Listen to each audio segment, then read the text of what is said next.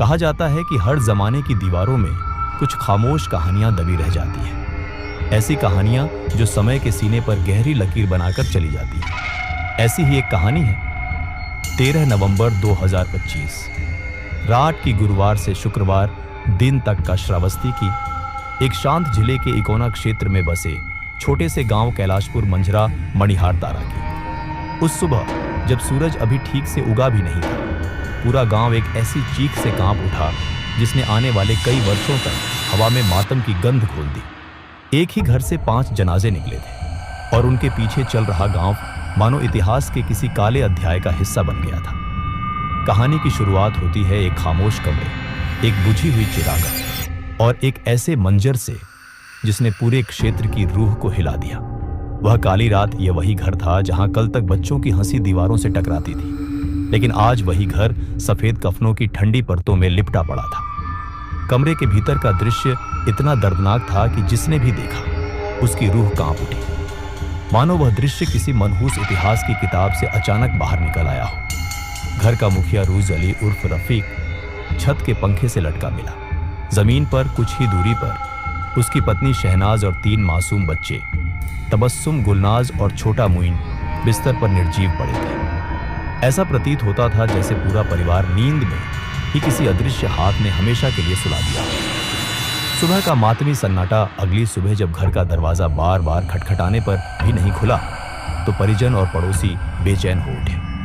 कई आवाजें देने के बावजूद जब भीतर कोई हलचल नहीं हुई तो दरवाजा तोड़ा गया। दरवाजा गिरते ही जो दृश्य सामने आया उसने सबके कदम जड़ कर दिए।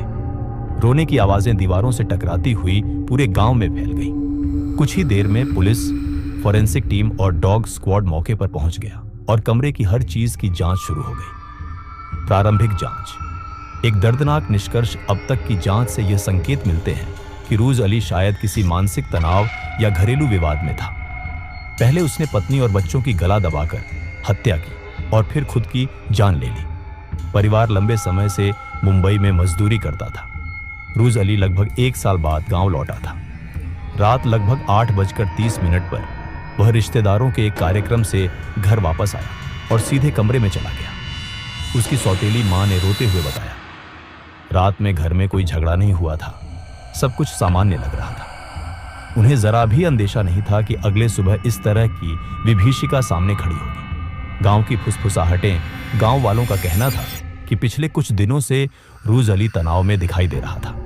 कुछ लोग यह भी बताते हैं कि पत्नी के मोबाइल पर बातचीत को लेकर पति पत्नी में मनमुटाव रहता था। हालांकि परिवार ने इसके पक्के सबूत होने से इनकार किया है। पुलिस का कहना है पोस्टमार्टम रिपोर्ट और फॉरेंसिक जांच के बाद ही मृत्यु के सही कारण सामने आ पाएंगे। समाज के लिए एक कड़वी चेतावनी 5-5 जनाजे एक ही घर से उठे। हर चेहरे पर एक ही सवाल था, ऐसा क्यों हुआ, कैसे हुआ? एक पिता ने अपने ही बच्चों का गला क्यों घोंट दिया? एक पति अपने ही घर का दीपक क्यों बुझा बैठा? यह सिर्फ एक परिवार की त्रासदी नहीं, ये पूरे समाज के लिए एक खामोश चेतावनी है। ये बताती है कि घरेलू तनाव, मानसिक दबाव और टूटते रिश्ते कितनी भयानक कीमत वसूल सकते हैं।